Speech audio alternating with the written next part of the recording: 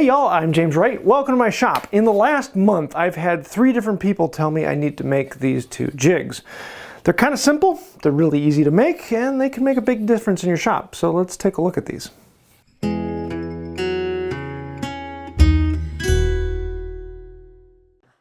For the center finder, we're going to start with some slightly thinner material. This is a little bit less than 1/2 inch thick, and it's about 6 inches wide. I'm going to rip it down the middle to give me about 2.5 inch wide pieces. So I guess it's not quite 6 inch wide, it's probably about 5 inch wide, something like that. Size really doesn't matter. The bigger it is, the bigger the dowel you can mark the center out of. The smaller it is, the smaller the dowel.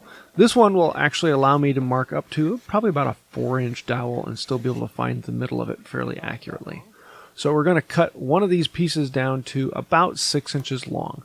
Now I drew across onto the other one. I thought maybe I'd make both of them. Eventually I decided I'm going to make the second one just a little bit shorter. We also need a third piece to then be the same length as the width and thickness of the board. So I hope that makes sense. We have the thickness of the board plus the width of the board, and that is the length of the third board.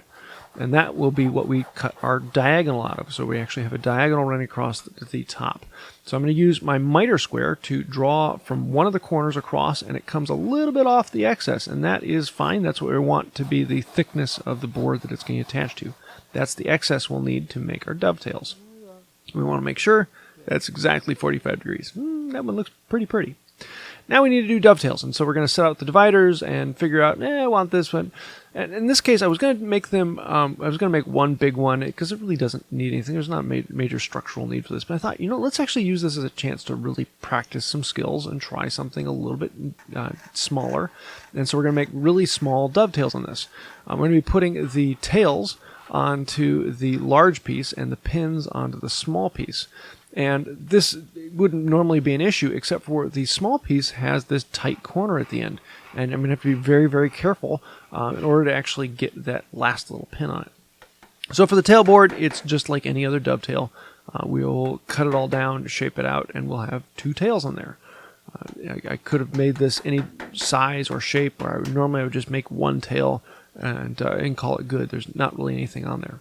But here comes the tricky part. We want to transfer over into this, and there's that little bit on the end that can really easily break off. And so I need to be careful. I want my tails to be nice and tight. I want to get rid of any gap if at all possible.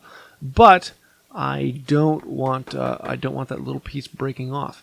And so I'm going to be very gentle and delicate with this whole process. It's a good chance to try just being delicate. And rather than going at it whole hog and chopping things apart, you actually get a chance to practice and improve your skill. And I kind of like that. It's a challenge in a different way, and that makes it fun for me. So from this point on, it's pretty straightforward. The problem comes when then you need to fit these 2 together. And technically, if your marking was off and you went right to your line, they should fit ever so slightly together. And these were really, really close. You can come in with a file and clean up any of the saw marks or any little deviations in there, and they should just slide in there. And this one was right on the edge. And if it were a larger board, I would probably just tap it down in and call it good. But in this case, I've got that tiny little bit there, and if I try and tap that down in and there's any force on it, it's going to snap off that little corner there. And so I wiggle it in a little ways, and I come back and I clean it out, and I think, oh yeah, here's the spot. And usually I'm trying to clean out the wrong spot, but then I'll come back in and try it again and clean up another spot. And then I'll try it again and clean up another spot. And this one was it would drive me bonkers. It's one of those where it should fit, and I'm not sure where the problem is, but it should slide in. I mean, it's right there on the edge. And so let's just try tapping this down in. And then right about there, I go, oops. That's not what I wanted. Good fit otherwise, but we just busted out that corner. So, oh well, good thing we don't really need the strength, but I do need that corner. So I'm going to clean it up a little bit and give myself a little gap in there, and we will glue it back in, and it'll all be good. So you live and you learn, and you make some mistakes, and you fill some gaps with sawdust. So for the other piece, I'm going to cut one that's just a little bit shorter, and so it doesn't come all the way up to the corner. You'll see what I'm talking about here in a moment. And then we can glue this all together. There really isn't any fanciness to this other than smear on the glue, and you should only need 1 clamp to hold the side on, but in this case I'm going to need another one to also hold the dovetail together because someone decided to break a dovetail. So we'll put that on there, strap 1 clamp to hold that across, and then we're going to need another clamp to hold on the third board which will go on the other side. That will be what traps the dowel in place. And so we can put a little bit of glue along that side and then put the other board onto it and fill in with that. And you can see how this all goes together just like that. A couple clamps hold it in place. You gotta love these hand screw clamps with the parallel capability on small things. They work out really, really well. So after it has a chance to set up, the glue comes in. We want to clean everything up. There's a little bit of detail on this because of that split. There's a spot where it jumps, and so I need to plane it down nice and smooth. And then I can check it on a dowel and make sure it is exactly where it needs to be, and see if I can trim anything up to clean it up. Then of course there's other joints that just need to be smoothed off, get the glue cleaned off, and that's about it. This is done. It's not something that has to be terribly special. I mean, I could come back through and chamfer the corners, and I could apply boiled linseed oil and paste wax and make it all pretty, but it doesn't need to.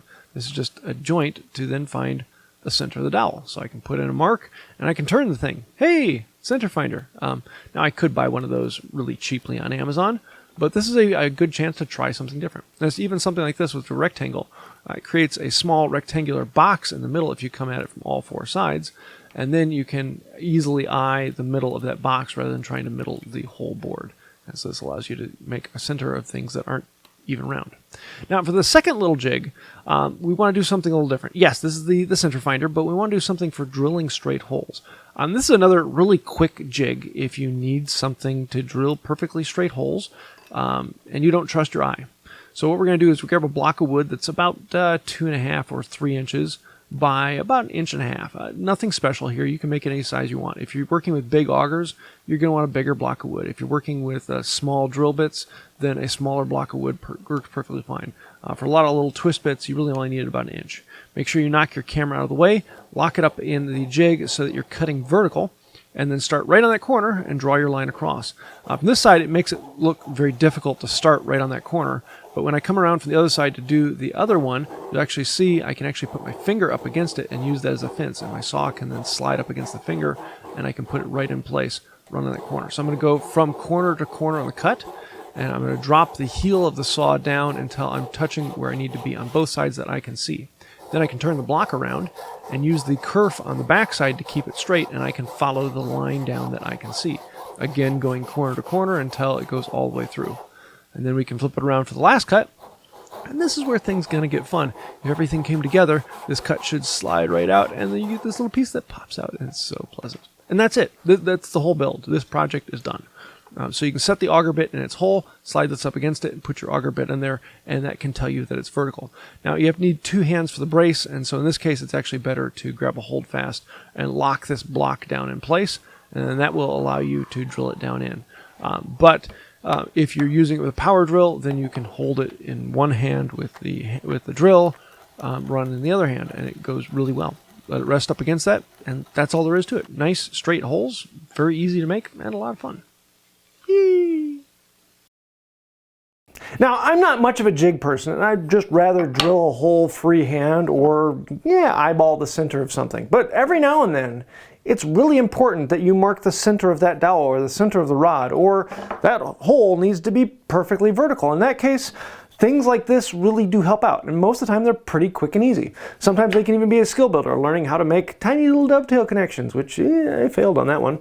But, it's a good way to learn, and it really doesn't matter. If something happens to this, oh well, you can replace it. And both of these you can buy relatively affordably, but why not just make them? They're kind of fun, they're kind of simple. For the drilling jig, if you're using a power drill, you can hold this with one hand and run the drill with the other, and this will give you a really quick, accurate adjustment. Now, if you're drilling with a brace, though, you're probably going to need to clamp this down to whatever you're doing so that you can have both hands on the brace, otherwise this moves around. But it is very nice. You can actually rest the bit up against the side, and it can spin in there, and if you push it against this, it will hold it vertical.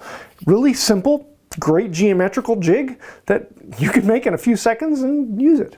For the center finding jig, this is a little bit more complicated than it needs to be, but it's a good chance to try small dovetails and put some other things together. One this size, I could do dowels that are out to around 4 or 5 inches in diameter, but you can make them as big or as small as you need them to be. You don't even need to do the dovetail, just glue them together and it will work. It's just a jig, it doesn't require that much force or structural integrity. If you've watched my channel for any amount of time, you realize I don't use many jigs.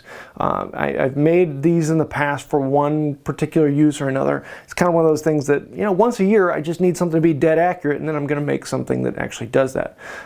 So I hope you kind of like this. They are very simple, very easy, and a lot of fun to make. So what kind of jigs do you have in your shop? What things give you a little bit more accuracy or make it a little simpler to mark and lay out? I'd love to see that. Maybe I'll do a whole video on a series of possible hand tool jigs. Be kind of a fun one. So I hope you like that. And if you do, comment down below. Thank you. You are helping out the channel, as well as people who hit that like, comment, share, subscribe button.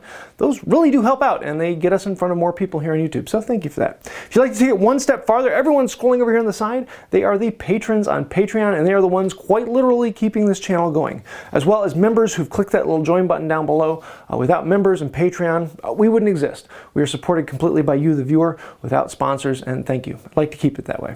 So on that note, I think that'll do it for now. And until next time, have a wonderful day.